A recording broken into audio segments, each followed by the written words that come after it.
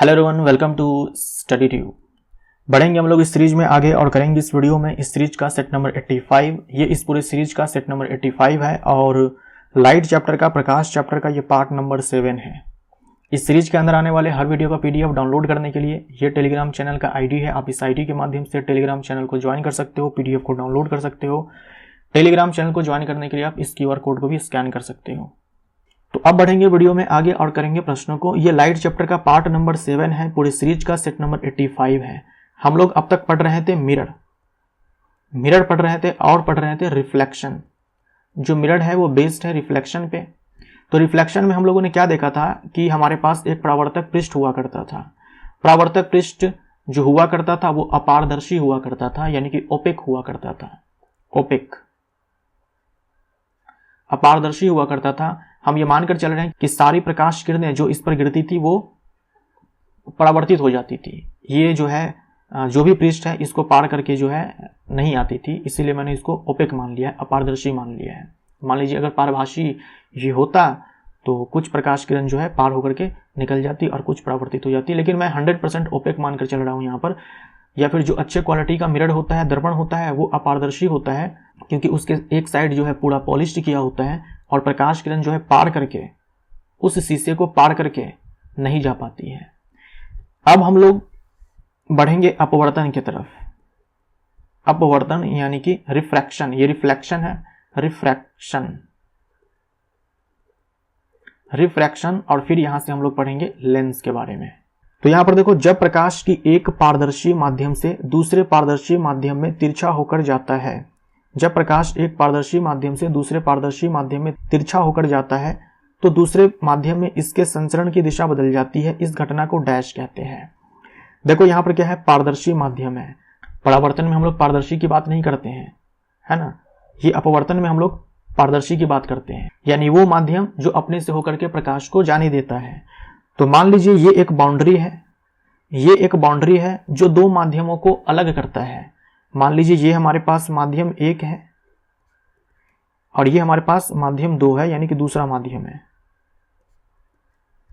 तो ये माध्यम भी अपने आप में पारदर्शी है, ये माध्यम भी अपने आप में पारदर्शी है और ये जो बाउंड्री है ये भी अपने आप में पारदर्शी है, यानी प्रकाश को जाने देगा।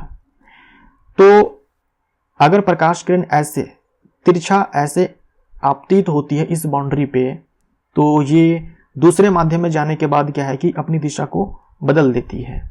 मान लीजिए ऐसे भी ये प्रकाश किरण अपनी दिशा को बदल सकती है, ऐसे बदल सकती है।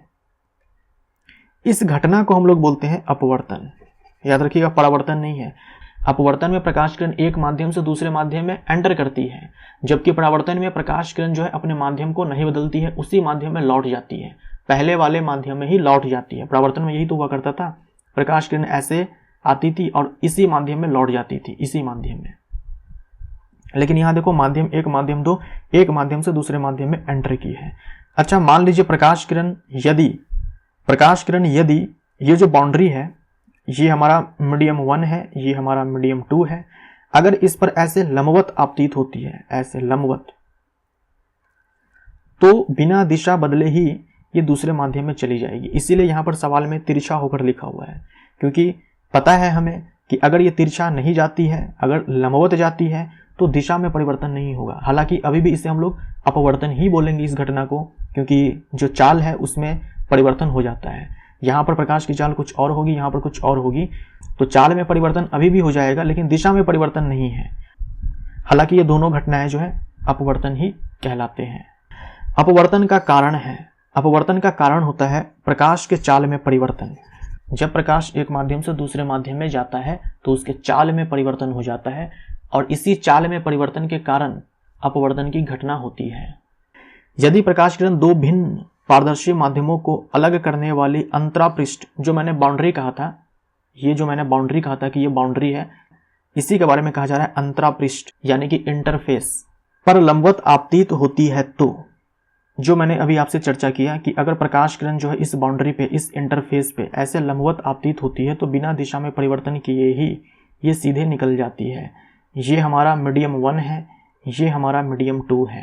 जैसे मान लो ये एयर है, एयर माध्यम है ना। यहाँ पे मैं इसको मिटा ही देता हूँ। ये एयर है मान लो, और ये हमारे पास क्या है कि वाटर है। तो अगर इस बाउंड्री पे, इस अंतरापृष्ठ पे प्रकाश किरण ऐसे लंबवत आती है तो क्या होगा, दिशा में कोई परिवर्तन नहीं होगा। हालांकि चाल में परिवर्तन अभी भी हो चुका है। मान लो यहाँ पर प्रकाश किरण जो है उसकी स्पीड अगर v1 है तो यहाँ पर इसकी स्पीड जो है v2 है, यानी कि बदल चुकी है, लेकिन दिशा में कोई परिवर्तन नहीं होता है। ऐसा आपको दिख रहा है कि दिशा में परिवर्तन है, लेकिन नहीं है, वो मैंने लाइन जो है थोड़ा सा टेढ़ा ड्रॉ कर दिया है। प्रकाश किरण की दिशा में कोई परिवर्तन नहीं होता है, ये सही है। प्रकाश किरण अभिलंब की ओर झुक जाती है, नहीं। प्रकाश किरण अभिलंब से दूर हट जाती है, नहीं। प्रकाश किरण की चाल नहीं बदलती है, गलत, चाल बदल जाएगी, तो केवल ए हमारा आंसर हो जाएगा। ये किस अभिलंब की बात कर रहे हैं, जैसे मान लो ये बाउंड्री है, अभी भी ये एयर है और ये वाटर है, तो प्रकाश किरण जो है ऐसे, मान लो अगर ये ऐसे तिरछा होकर के आपतित होती तो ये हमारा आपतन बिंदु है, ये आपतन बिंदु है। और इस आपतन बिंदु पर हम क्या करते हैं कि एक अभिलंब खींचते हैं, अभिलंब खींचते हैं। देखो अभिलंब जो कि इस बाउंड्री पे लंबवत होता है, ये लंबवत है। तो इस केस में, एयर वाटर के केस में, ये प्रकाश किरण जो है ऐसे अभिलंब की ओर झुक जाती, ऐसे झुक जाती। कैसे मालूम चला झुक जाती, क्योंकि ये एंगल जो है बड़ा है और ये एंगल छोटा है, इसीलिए। अगर ये नहीं झुकती तो ये एंगल और ये एंगल जो है दोनों आपस में बराबर ही होते, प्रकाश किरण ऐसे निकल जाती। इसी के डायरेक्शन को आप क्या करो, चेंज कर दो। मान लो हम ऐसे कर देते हैं, इसके डायरेक्शन को इमेजिन करो कि प्रकाश किरण जो अब ऐसे जा रही है, वाटर से एयर में, वाटर से एयर में जा रही है, तो देखो अभिलंब से दूर हट गई। लेकिन ये तो तब हुआ जब हम प्रकाश किरण को तिरछा भेज रहे हैं। अगर हम लंबवत भेजेंगे तो ऐसा नहीं होगा, दिशा में कोई परिवर्तन नहीं होगा माध्यम बदलने के बाद भी। हवा में यात्रा करने वाली प्रकाश की किरण कांच के स्लैब में प्रवेश करती है, निम्नलिखित में से कौन सा या कौन से कथन सही है। देखिए कांच का स्लैब बोल रखा है, जब कांच का स्लैब बोला जाए तो आप ये मानकर चलेंगे आयताकार कांच का स्लैब।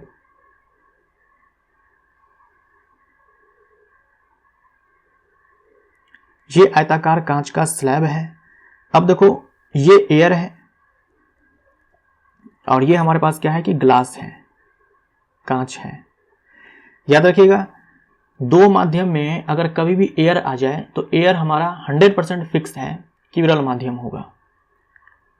एयर के अलावा अगर दूसरा माध्यम है तो वहां पर हमें चेक करना पड़ेगा, क्या, ये मैं अभी आपको बताऊंगा थोड़ी देर बाद। लेकिन एयर है एक माध्यम और दूसरा कोई भी माध्यम हो उससे फर्क नहीं पड़ेगा, एयर जो है विरल माध्यम कहलाएगा, विरल माध्यम। और जो दूसरा माध्यम हो चाहे कोई भी हो वो सघन माध्यम कहलाएगा, ये सघन माध्यम है। ये प्रकाश किरण ऐसे आपतित होती है इस वाले सतह पे, तो जहां पे ये आपतित हुई उसके आपतन बिंदु पर आप क्या करेंगे कि एक अभिलंब खींचेंगे। लो ऐसे अभिलंब खींच दिया। अब ये जो अभिलंब है और ये जो आपतित किरण है, इनके बीच जो बना एंगल है उसे हम लोग बोलते हैं एंगल ऑफ इंसिडेंस, यानी कि आपतन कोण, आपतन कोण। अब देखो प्रकाश किरण अगर विरल माध्यम से सघन माध्यम में आती है तो अभिलंब की ओर झुक जाती है, तो इसे आप झुका दो अभिलंब की ओर। लो अभिलंब की ओर झुका दिया गया। अब ये जो अभिलंब है और ये जो अपवर्तित किरण है, इनके बीच में बना हुआ कोण कहलाएगा अपवर्तन कोण, क्योंकि यहाँ पर क्योंकि ये अपवर्तित किरण है, परावर्तन तो यहाँ पे हो नहीं रहा है जो हम परावर्तन कोण बोलेंगे। ये अपवर्तित किरण है, ये अभिलंब है, इनके बीच में बना एंगल कहलाएगा अपवर्तन कोण। तो इसे मैंने नाम दे दिया R। अब यहां पर देखिए, इस वाले सतह पर आ जाओ तो ये आपतन बिंदु है, यहां पर हम लोग वापस से एक अभिलंब खींचेंगे। अब देखो प्रकाश किरण जो है सघन माध्यम से विरल माध्यम में जाएगी, तो जब भी सघन माध्यम से विरल माध्यम में जाएगी तो ये अभिलंब से दूर भागेगी ऐसे। अब इस बार ये जो एंगल है ये कहलाएगा क्या, एंगल ऑफ इमरजेंस, यानी कि निर्गत कोण। देखो इसे बोलते हैं निर्गत किरण, निर्गत किरण, और इसे बोलते हैं एंगल ऑफ इमरजेंस।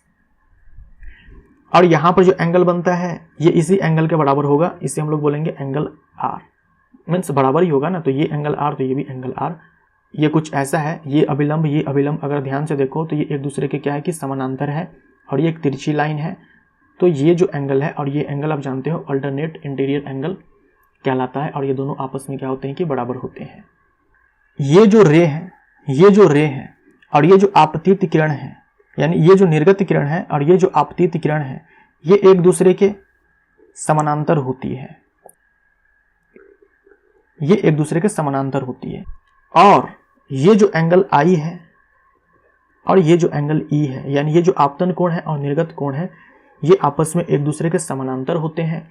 और ये जो आपतित किरण है और ये जो निर्गत किरण है एक दूसरे के समानांतर होते हैं। तो अगर आप ध्यान से देखो, इस ग्लास स्लैब ने क्या किया, तो प्रकाश किरण ऐसे आ रही थी लेकिन भेजी कैसे, यहाँ से आ ऐसे रही थी, निकलनी चाहिए थी यहाँ से, लेकिन अपवर्तन के कारण जो है ये यहाँ से नहीं निकली, ये यहाँ से निकली है, लेकिन है एक दूसरे के समानांतर ही। यानी बस इसको शिफ्ट कर दिया गया है, कुछ चेंज नहीं हुआ है, बस क्या है कि शिफ्ट कर दिया गया है। क्योंकि शिफ्ट कर दिया गया है तो इसे हम लोग लैटरल डिस्प्लेसमेंट बोलते हैं। ये जो डिस्टेंस है जितने से शिफ्ट किया गया है इसे हम लोग बोलते हैं लैटरल डिस्प्लेसमेंट, इसे हम लोग बोलते हैं पार्श्विक विस्थापन बोलते हैं। पार्श्विक विस्थापन यानी कि लैटरल डिस्प्लेसमेंट बोलते हैं। तो देखो यहाँ पर कुछ बातें हैं जो आप ध्यान में रखोगे और वही आपसे सवाल जो है ग्रुप डी के एग्जाम में पूछा गया था।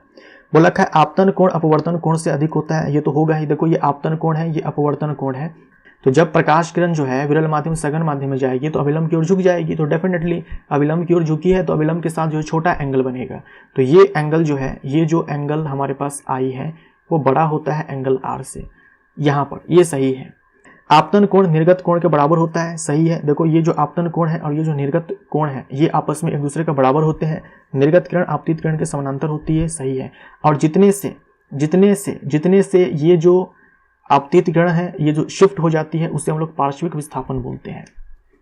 तो ओवरऑल आप ध्यान से देखो तो हुआ तो यही है ना, ये आपतित किरण है, इसको ऐसे निकल जाना चाहिए था, लेकिन अपवर्तन के कारण क्या है, ये यहां से नहीं निकल रही है, यहां से नहीं निकल रही है, ये यहां से निकल रही है, यानी कि शिफ्ट हो गई है ये। तो इसे बोलते हैं हम लोग पार्श्विक विस्थापन, लैटरल डिस्प्लेसमेंट। मान लीजिए ये जो इसकी थिकनेस है, थिकनेस यानी कि मोटाई टी है, तो अगर आप टी बढ़ाओगे, अगर आप ये टी बढ़ाओगे यानी कि कांच स्लैब की जो मोटाई है इसको बढ़ाओगे तो ये जो लैटरल डिस्प्लेसमेंट है, लैटरल डिस्प्लेसमेंट जो है ये भी बढ़ जाएगा, ये भी बढ़ जाएगा। तो यहां पर डी ऑप्शन जो है हमारा सही है। हवा में यात्रा करने वाली प्रकाश की किरण आयताकार कांच स्लैब के एक सतह से कांच में प्रवेश करती है तथा दूसरी सतह से वायु में निकल जाती है। आपतित किरण और निर्गत किरण के बीच की दूरी को कहते हैं, इनके बीच की दूरी को हम लोग पार्श्विक विस्थापन बोलते हैं, लैटरल डिस्प्लेसमेंट बोलते हैं। ये आपतित किरण और निर्गत किरण के बीच की दूरी को क्या बोलते हैं, लैटरल डिस्प्लेसमेंट बोलते हैं। ये आपतित किरण है, ये अपवर्तित किरण है और ये निर्गत किरण है, ठीक है। ये आपतन कोण है, ये परावर्तन कोण है और ये निर्गत कोण है। आपतित किरण, अपवर्तित किरण तथा दोनों माध्यमों को पृथक करने वाले पृष्ठ के आपतन बिंदु पर, दोनों माध्यमों को पृथक करने वाले पृष्ठ के आपतन बिंदु पर अभिलंब सभी एक ही तल में होते हैं, इसे डैश कहते हैं। आपसे ये कहा जा रहा है, ये हमारे पास क्या है, ये माध्यम 1 और ये माध्यम 2, इन्हें अलग करने वाली एक पृष्ठ है, एक सतह है, जिसे हम लोगों ने बाउंड्री कहा था, इंटरफेस कहा था। दो माध्यम को अलग करने वाली इंटरफेस है। ये आपतित किरण, दो माध्यम को अलग करने वाली ये जो सतह है, इस पर आपतन बिंदु पे खींचा गया अभिलंब और अपवर्तित किरण सभी एक ही तल में होते हैं, इसे डैश कहते हैं, इसे अपवर्तन का नियम कहते हैं। जैसे परावर्तन के नियम हम लोगों ने देखे थे, वहां पर 2 थे, यहां पर भी आपको 2 मिलेगा, ठीक है, यहां पर भी आपको 2 मिलेगा। तो पहला नियम तो ये है, ये आपतित किरण, ये अभिलंब और ये अपवर्तित किरण सभी एक ही तल में होते हैं, ये अपवर्तन का नियम है जो कि पहला नियम है। प्रकाश के निश्चित रंग तथा निश्चित माध्यमों के युग्म के लिए आपतन कोण की ज्या और अपवर्तन कोण की ज्या का अनुपात स्थिर होता है। यहां पर बोला गया है कि 2 माध्यम है, मान लो मैंने एयर और वाटर ले लिया है ना, 2 माध्यम है, एयर और वाटर ले लिया। हम लोग ये जो पेयर है माध्यमों का एयर और वाटर, इसको अगर हम चेंज ना करें, अब कोई लाइट पकड़ लो जो कि एक निश्चित रंग का हो, बार बार आप रंग नहीं बदलेंगे, एक बार लाल भेजा, दूसरी बार पीला, दूसरी बार नीला, ऐसा नहीं करना है। एक ही रंग का लाइट हो, तो मान लो मैंने कोई एक रंग का लाइट ले लिया, बोला है निश्चित रंग, एक रंग का लाइट ले लिया, इसको मैंने ऐसे आपतित करवाया, ये मैंने अभिलंब खींच दिया, ये मैंने अभिलंब खींच दिया, ये अपवर्तन हुआ, इस एंगल को हमने कहा आपतन कोण, इस एंगल को कहा अपवर्तन कोण। अब देखो ये नियम क्या कहता है कि ये जो साइन आई है, बोला है ना आपतन कोण की ज्या यानी कि साइन आई, ज्या यानी कि साइन, ये जो आपतन कोण है इसका साइन और ये जो अपवर्तन कोण है इसका साइन, बोला है कि ये कांस्टेंट होता है।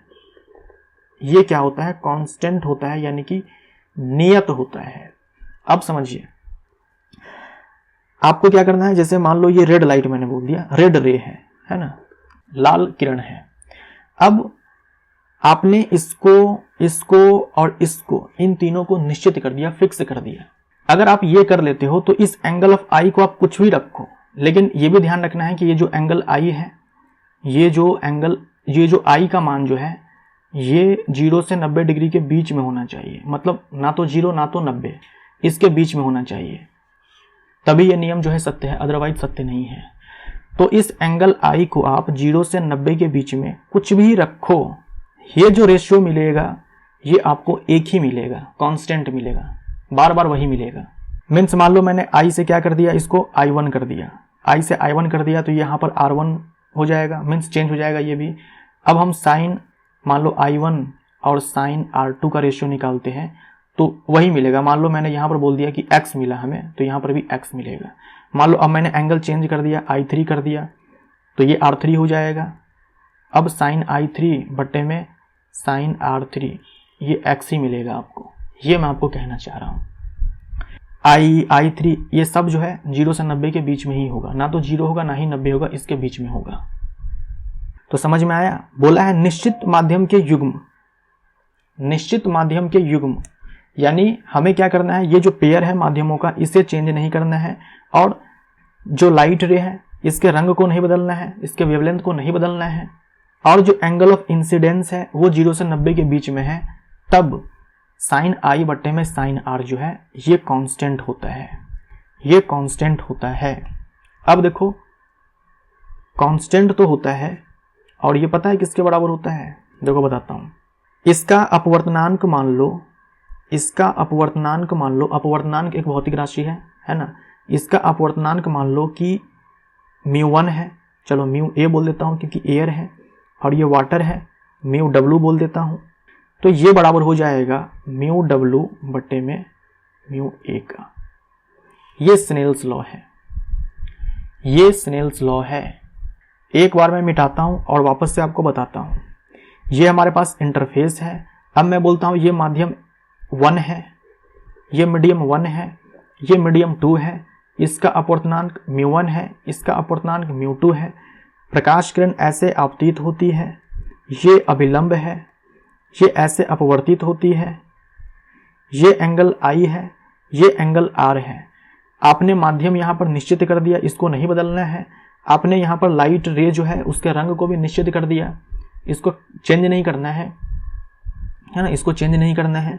जो ये एंगल है I, ये जो एंगल है I, इसका जो मान है वो 0 से 90 के बीच में होना चाहिए, ना तो 0 ना तो 90, 0 से 90 के बीच में होना चाहिए।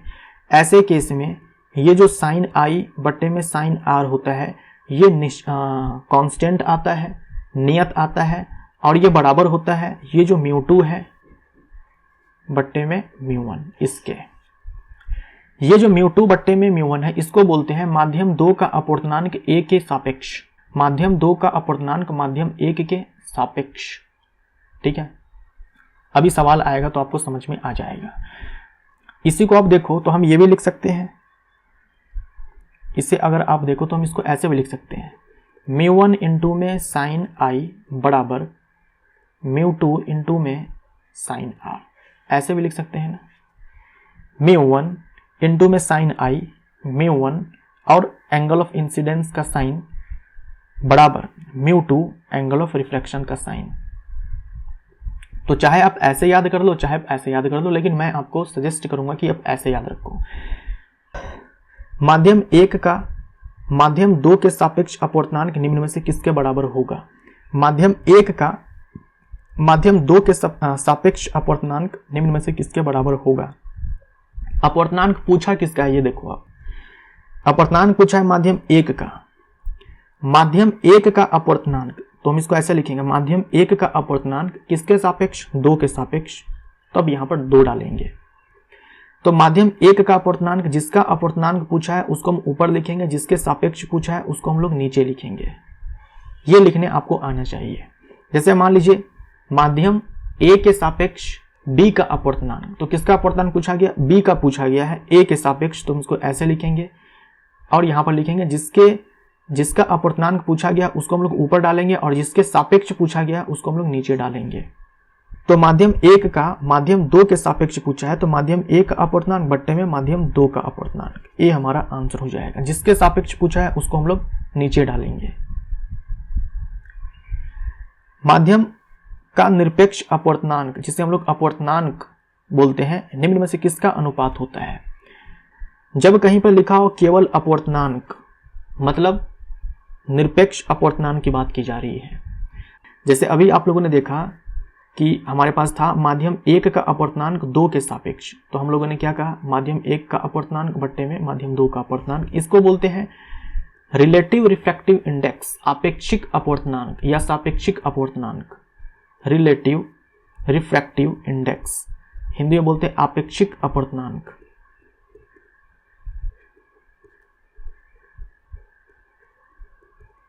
या सापेक्षिक अपवर्तनांक बोल सकते हो। अब मान लीजिए हमारे पास जो 2 माध्यम है उसमें से एक एयर है, उसमें से एक एयर है। हमारे पास 2 माध्यम है उसमें से एक एयर है। तो किसी माध्यम का अपवर्तनांक, उसको मैंने म्यू एम बोल दिया। माध्यम एम का अपवर्तनांक वायु के सापेक्ष, तो हम लोग वायु का अपवर्तनांक नीचे लिखेंगे ना, एयर, ये एयर। माध्यम एम का अपवर्तनांक वायु के सापेक्ष, इसको हम ऐसे लिखेंगे। अब देखो ये म्यू एम और ये बट्टे में 1 हो जाएगा। ये आप याद रखो कि जो म्यू होता है एयर का ये 1 होता है, एक्चुअल में होता है ये है, लेकिन याद आपको ये रखना है, लेकिन हम लोग 1 भी मान करके चलते हैं सवालों को बनाते समय, तो हम यहाँ पर 1 ही मानकर चलेंगे, बराबर म्यू एम। अब इसे क्या बोलेंगे हम लोग? इसी को हम लोग बोलते हैं एब्सोल्यूट रिफ्रैक्टिव इंडेक्स, निरपेक्ष अपवर्तनांक, या फिर सिंपली हम लोग बोलते हैं अपवर्तनांक।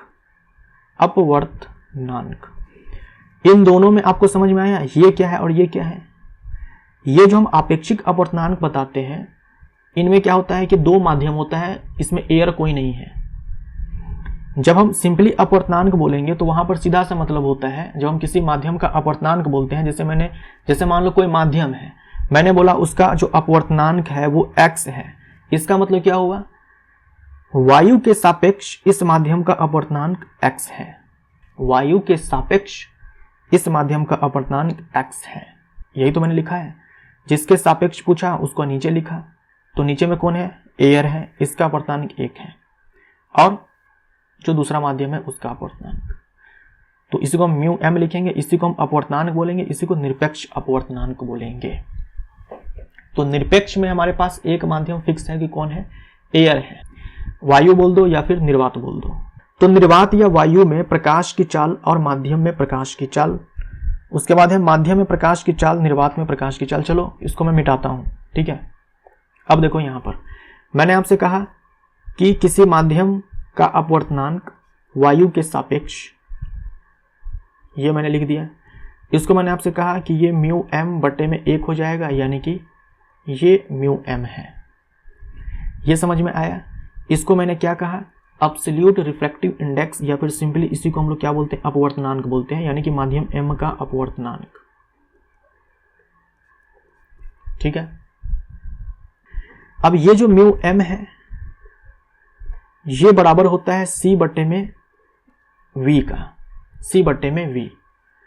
सी क्या है? प्रकाश की चाल वायु में या फिर निर्वात में, 3 × 10⁸ देखो निर्वात में ये प्रकाश की चाल है, निर्वात में ये प्रकाश की चाल है, वायु में इसे थोड़ी सी कम होती है लेकिन हम इतना ही लेकर चलते हैं, ठीक है। और ये है माध्यम में प्रकाश की चाल।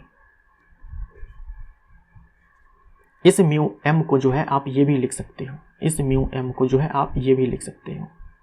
अब आ जाओ, निर्वात या वायु में प्रकाश की चाल और माध्यम में प्रकाश की चाल। हमसे पूछा है किसका अनुपात है, माध्यम का जो अपवर्तनांक होता है ये किसका अनुपात है, तो निर्वात या वायु में प्रकाश की चाल और बट्टे में माध्यम में प्रकाश की चाल, तो ये सही हो जाएगा।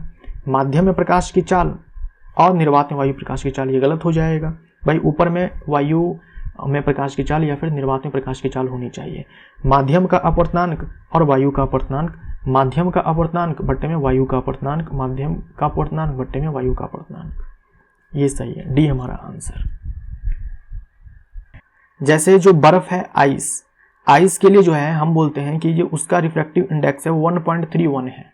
इसका क्या मतलब है, इसका मतलब ये है कि बर्फ का जो अपवर्तनांक है वायु के सापेक्ष, है ना, वायु के सापेक्ष ये 1.31 है। मीन्स 1.31 बट्टे में 1, 1.31, ये इसका मतलब होता है। हम बोलते हैं बर्फ का अपवर्तनांक, इसका मतलब बर्फ का निरपेक्ष अपवर्तनांक। वो सापेक्ष नहीं है, तो सापेक्ष ही, लेकिन हम उसको सापेक्षिक अपवर्तनांक या फिर आपेक्षिक अपवर्तनांक नहीं बोलते हैं। क्यों? क्योंकि वहां पर एक माध्यम हमारे पास एयर है फिक्स, इसीलिए वहां पर हम लोग थोड़ा सा टर्म को चेंज कर देते हैं। तो जब भी सिंपली अपवर्तनांक कहा जाए या फिर निरपेक्ष अपवर्तनांक कहा जाए, इसका मतलब वायु के सापेक्ष बात की जा रही है। निम्न में गलत विकल्प चुने। माध्यम का निरपेक्ष अपवर्तनांक केवल अपवर्तनांक कहलाता है, सही है। आप चाहे निरपेक्ष अपवर्तनांक बोलो या फिर अपवर्तनांक बोलो, बात एक ही है। एक माध्यम का अपवर्तनांक हमेशा एक से अधिक होता है। देखिए ये जो म्यू है निर्वात के लिए ये 1 होता है, और जो हवा है वायु है इसके लिए 1.003 होता है, 1.0003 होता है। इसके अलावा कोई भी माध्यम हो, उसका जो अपवर्तनांक होगा वो 1 से बड़ा ही होगा, कम नहीं होगा। क्योंकि म्यू एम बराबर आपने क्या देखा, C बट्टे में V। अब मुझे ये बताओ, क्या किसी माध्यम में प्रकाश की चाल जो है, निर्वात में जो प्रकाश की चाल होती है उससे अधिक हो सकती है क्या? उससे अधिक हो सकती है क्या? नहीं हो सकती है ना। यानी ये जो V है नीचे, ये हमेशा जो है आपको C से कम ही मिलेगा। किसी भी माध्यम के लिए जो ये V का मान होगा C से तो कम ही होगा। नीचे वाला मान छोटा होगा तो ओवरऑल ये रेशियो 1 से बड़ा होगा। और ये जो म्यू एम है इसी को तो हम लोग अपवर्तनांक बोलते हैं। तो एक माध्यम का अपवर्तनांक हमेशा 1 से अधिक होता है, ये सही है।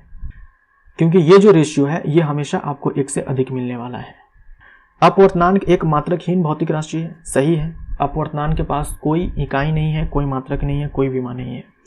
जिसका प्रकाशिक घनत्व अधिक होता है उसका द्रव्यमान घनत्व भी अधिक होता है, ये गलत हो जाएगा। ये बिल्कुल अलग चीज है ना। प्रकाशिक घनत्व का मतलब होता है सघन विरल।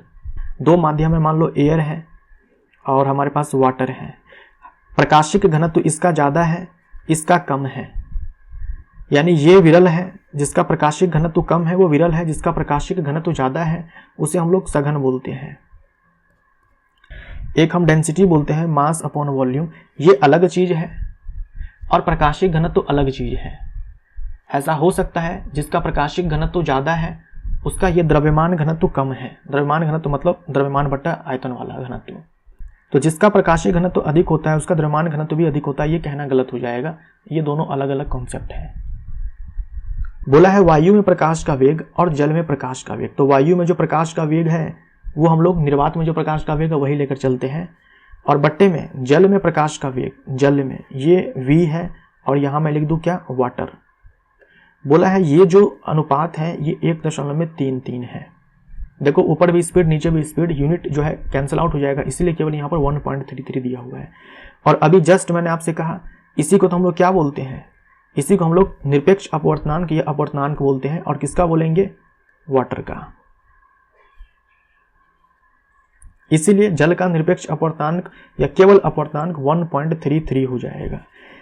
याद रखिएगा ये जो है एयर का है, ये जो है आइस का है, ये जो है वाटर का है, और ये है डायमंड का, यानी कि हीरा का।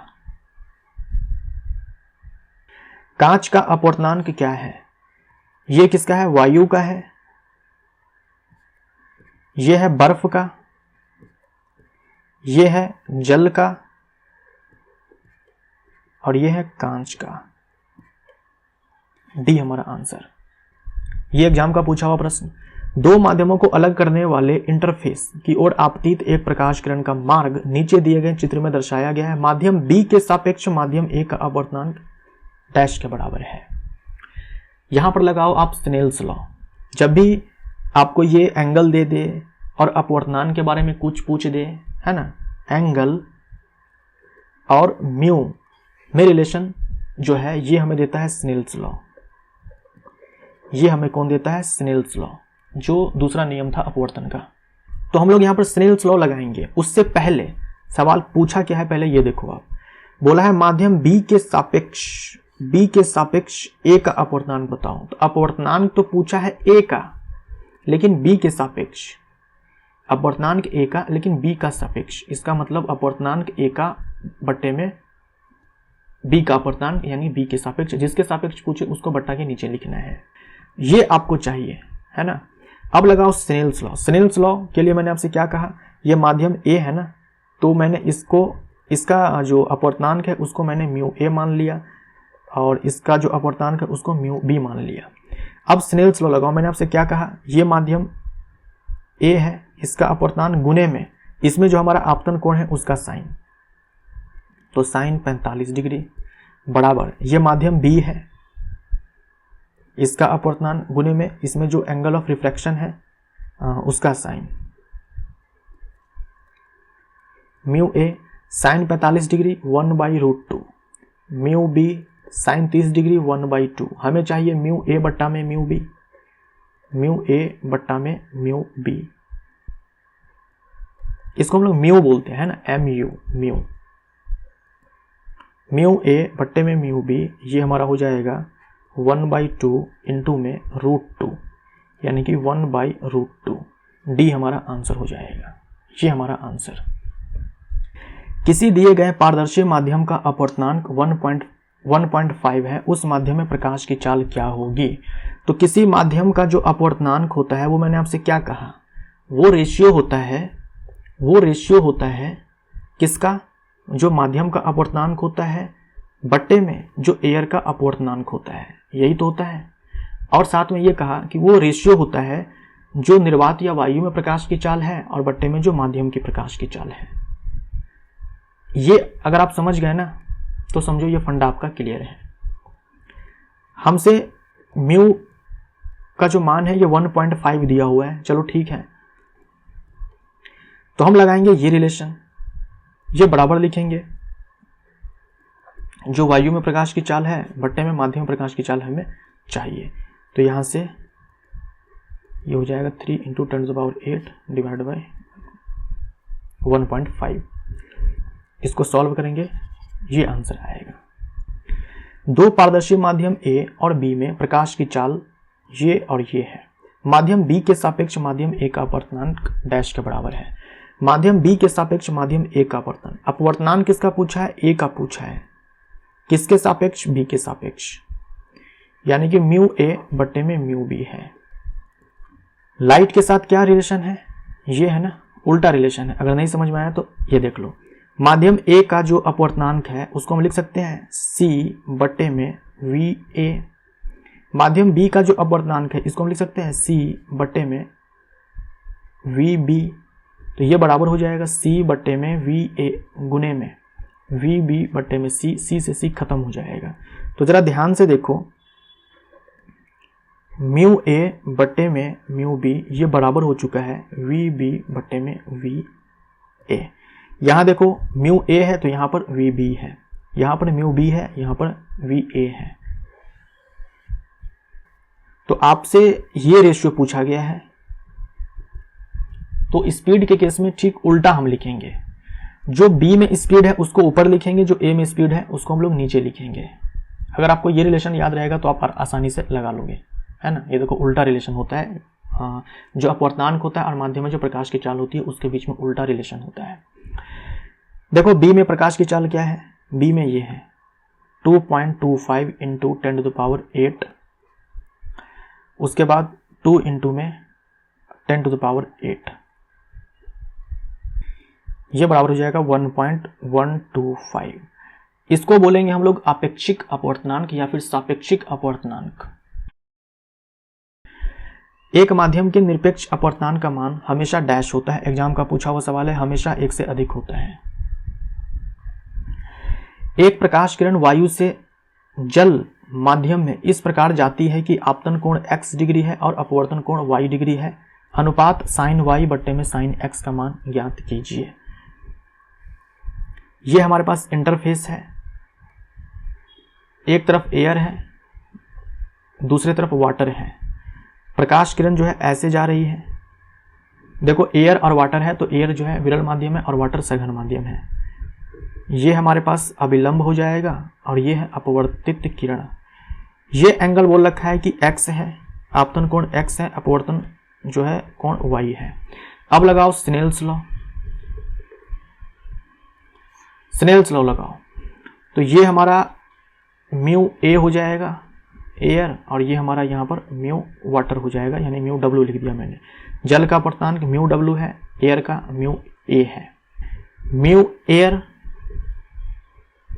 इनटू में साइन एक्स बराबर म्यू डब्ल्यू इनटू में साइन वाई। हमसे पूछा क्या है, साइन वाई बट्टे में साइन एक्स, तो साइन वाई बट्टे में साइन एक्स, साइन वाई बट्टे में साइन एक्स, ये हो जाएगा म्यू एयर बट्टे में म्यू डब्ल्यू, यानी कि 1 बट्टे में डब्ल्यू कितना है 1.3। देख लो 1 बट्टे में 1.3, ए हमारा आंसर हो जाएगा। एक प्रकाश किरण दो माध्यमों को पृथक करने वाले इंटरफेस पर 45 डिग्री के आपतन कोण पर आपतित होती है, जिसके लिए अपवर्तन कोण 30 डिग्री है। पहले माध्यम के सापेक्ष दूसरे माध्यम का अपवर्तनांक डैश के बराबर है। ये चलो माध्यम 1 है और ये माध्यम 2 है। मान लो इसका अपवर्तनांक μ1 है और इसका μ2 है। ये प्रकाश किरण ऐसे आपतित होती है, ये हमारे पास अभिलंब है, ये अपवर्तित हो गई। अच्छा, मैंने कैसे समझा कि अभिलंब की ओर झुक गई है, अभिलंब से दूर नहीं हटी है? क्योंकि एंगल देखो आपतन कोण जो है 45 डिग्री है, ये 45 डिग्री है और ये 30 डिग्री है, तो सीधी सी बात है अभिलंब की ओर झुकी ही होगी।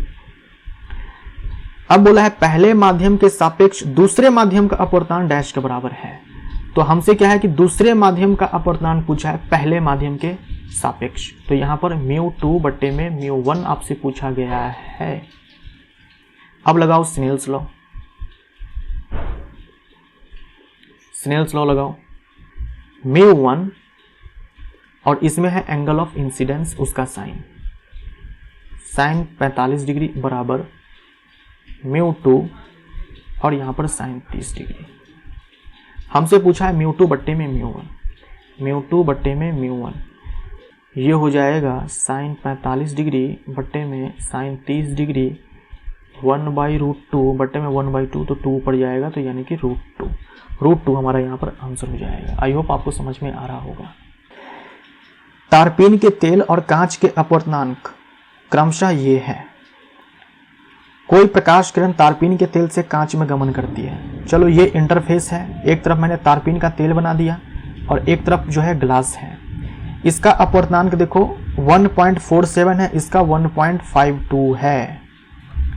मैं लिख देता हूं यहाँ पे, ये जो है हमारे पास है 1.47 और ये जो है हमारे पास है 1.52। तो सीधी सी बात है, ये हमारे पास जो है विरल माध्यम है और ये जो है हमारे पास है सघन माध्यम है। तो प्रकाश किरण जो है विरल माध्यम से सघन माध्यम में जाएगी। अगर ऐसा हुआ तो ये प्रकाश किरण जो है अभिलंब की ओर झुक जाएगी। तो से दूर लिखा हुआ यहाँ पर, इसको काट दो, इन दोनों में से कोई एक हमारा आंसर हो जाएगा। अब हमसे पूछा गया है तारपीन के तेल के सापेक्ष कांच का अपवर्तनांक। कांच का अपवर्तनांक पूछा गया है तारपीन के तेल के सापेक्ष। तो ये μg जो है हमारे पास 1.52 है, ये 1.47 है। देखो ये जो रेशियो है, अब पूरा कैलकुलेट करने की आवश्यकता भी नहीं है, ये जो रेशियो है 1 से तो बड़ा ही आएगा ना, 1 से बड़ा आएगा। यहाँ पर देखो 1 से छोटा दिया हुआ तो काट दो, डी हमारा आंसर। माध्यम ए में माध्यम बी की ओर जाते समय एक प्रकाश किरण अभिलंब की ओर झुक जाती है। ये माध्यम ए है, ये बी है, जब ये ऐसे गई तो ये जो हमारा अभिलंब है इसकी ओर झुक गई। तो देखते हैं क्या है, कौन सा कथन सही पूछा है। माध्यम ए माध्यम बी की तुलना में प्रकाशिक रूप से सघन है। ये हमारा क्या हो जाएगा, विरल माध्यम हो जाएगा, और ये हमारा सघन माध्यम हो जाएगा, क्योंकि प्रकाश किरण जो है वो अभिलंब की ओर झुक गई है, तो जिसमें झुक गई वो सघन माध्यम है। तो माध्यम ए माध्यम बी की तुलना में प्रकाशिक सघन है, गलत हो जाएगा भाई। माध्यम बी जो है प्रकाशिक सघन है। माध्यम ए में प्रकाश की चाल माध्यम बी की तुलना में अधिक है, बिल्कुल सही है। विरल माध्यम में प्रकाश की चाल जो है अधिक होती है, विरल माध्यम में प्रकाश की चाल जो है अधिक होती है। मान लो ये म्यू ए है, इसका जो अपूर्णांक है म्यू बी है, तो हम जानते हैं कि जो म्यू ए है वो कम है म्यू बी के तुलना में। तो अगर हम स्पीड की बात करेंगे तो ठीक उल्टा हो जाएगा, जो म्यू बी है ये कम हो जाएगा, सॉरी जो वी बी है वो कम हो जाएगा वी ए से। वी ए मतलब लाइट की स्पीड जो है मीडियम ए में, वी बी मतलब लाइट की स्पीड मीडियम बी में। तो ये सही है। माध्यम बी का अपर्तांक माध्यम ए के अपर्तांक से अधिक है, जो सघन है उसका अपर्तांक ज़्यादा है, सही है। तो बी और सी जो है यानी कि सही है, बी ऑप्शन जो है हमारे पास सही है। बर्फ और कांच के अपर्तांक क्रमशः 1.31 और 1.52 है। कोई प्रकाश किरण बर्फ से कांच में गमन करती है, ठीक है, ये आइस है और ये हमारे पास क्या है कि ग्लास है। तो म्यू आइस हमारे पास कितना है 1.31 और ये म्यू ग्लास जो है हमारे पास है 1.52। चाहो तो आप इसको याद भी रख सकते हो, ठीक है, सवाल में वैसे दिया हुआ है, आप इसको याद रखेंगे तो और बढ़िया है। देखो ये हमारे पास विरल माध्यम है और ये हमारे पास सघन माध्यम है। तो प्रकाश किरण जो है जा रही है कहाँ से कहाँ, बर्फ से कांच में, बर्फ से कांच में यानी विरल से सघन में, यानी प्रकाश किरण जो है ऐसे जा रही है, अभिलंब की ओर झुक गई। तो जो दूर लिखा हुआ है उसको काट दो। और क्या है, बर्फ के सापेक्ष कांच का अपवर्तनांक, बर्फ के सापेक्ष कांच का अपवर्तनांक, कांच का अपवर्तनांक बर्फ के सापेक्ष, जिसके सापेक्ष पूछा है उसको नीचे लिखेंगे। कांच का अपवर्तनांक 1.52 है डिवाइड बाई 1.31। अब देखो रेशियो जो है 1 से बड़ा आएगा, यहाँ देखो रेशियो 1 से छोटा दिया हुआ है, इसको काट दो, डी हमारा आंसर। अब देखो यहाँ पर 3 माध्यम है, तीनों का अपवर्तनांक दिया हुआ है। म्यू 1 जो है 1.46 है, म्यू 2 जो है 1.65 है, म्यू 3 जो है ये 1.31 है। पूछ सकता है माध्यम में प्रकाश की चाल, प्रकाश की चाल के साथ रिलेशन बताना है, तो उल्टा रिलेशन होता है। तो अगर हम म्यू का ऑर्डर देखें तो सबसे जो कम है वो है म्यू 3 का, उससे ज़्यादा है म्यू 1 का, और सबसे ज़्यादा है म्यू 2 का। रिफ्रैक्टिव इंडेक्स सबसे ज़्यादा है, तो जो इसमें प्रकाश की चाल है वो सबसे कम होने वाली है, और जिसमें सबसे कम है उसमें सबसे ज़्यादा, और जिसका अपवर्तनांक सबसे कम है उसका ज़्यादा। तो ये 3 है और ये बीच में हमारा म्यू 1, हाँ V1 हो जाएगा। देख लो V3 का सबसे ज़्यादा है, V3 का सबसे ज़्यादा है, यहाँ पर V2 का सबसे ज़्यादा है, यहाँ पर V1 का सबसे ज़्यादा है, काट दो। V3 का सबसे ज़्यादा है, V2 का सबसे कम है, ये हमारा आंसर।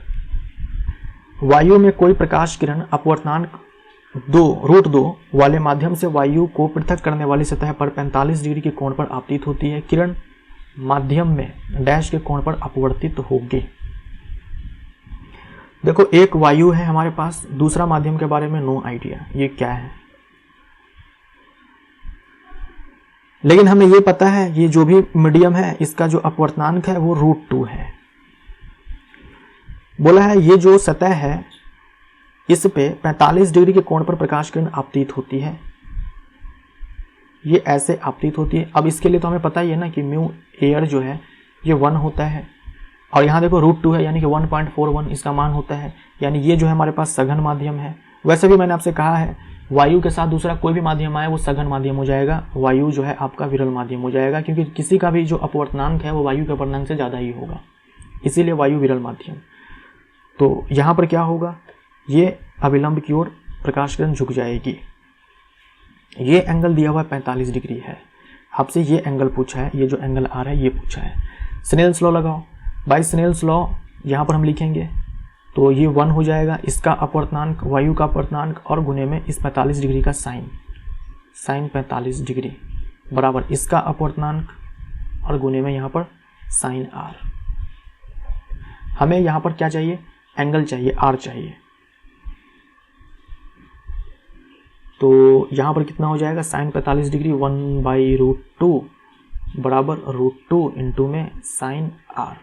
यहाँ पर साइन आर हो जाएगा, साइन आर ये 1/√2 गुने में 1/√2 यानी कि √2 हो जाएगा। तो यहाँ से जो आर हो जाएगा ये साइन इनवर्स 1/2 हो जाएगा, यानी कि ये 30 डिग्री। जो आर है ये 30 डिग्री। बी हमारा आंसर सही है ना, देख लेना एक बार। यदि जल और कांच में प्रकाश की चाल ये है तो जल के सापेक्ष कांच का अपवर्तनांक, कांच का अपवर्तनांक पूछा है, कांच का अपवर्तनांक जल के सापेक्ष, तो हम ऐसे लिखेंगे कांच का अपवर्तनांक ऊपर, जल का अपवर्तनांक नीचे। लेकिन स्पीड दिया हुआ है हमें, अपवर्तनांक तो दिया नहीं है, तो स्पीड अगर हम लिखेंगे तो भाई जो जल में स्पीड है प्रकाश की उसे हम ऊपर लिखेंगे और जो कांच में स्पीड है उसे हम लोग नीचे लिखेंगे, उलट देंगे हम स्पीड के केस में। अब देखो VW यानी वाटर में लाइट की स्पीड जो है वो है 2.25 इंटू 10⁸ डिवाइडेड बाई 1.86 इंटू 10⁸। अब ये जो रेशियो है सीधी सी बात है, सीधी सी क्या बात है, 1 से बढ़ाएगा तो 1 से जो छोटा है उसको काट दो यहाँ से, 2 ऑप्शंस तो खत्म, कम से कम 2 तो गया। ये बराबर होगा 1.21 के। दो पारदर्शी माध्यमों A और B के अपवर्तनांक क्रमशः ये हैं। माध्यम A का जो अपवर्तनांक है वो 3/2 है, माध्यम B का जो है 4/3 है।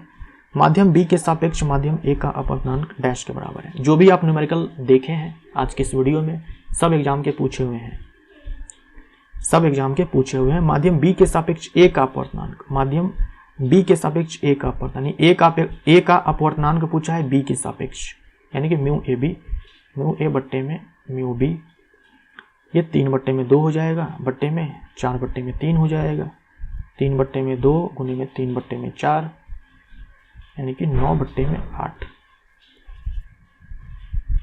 तो यहाँ पर सेट नंबर 85 हमारा समाप्त होता है। Thank you so much.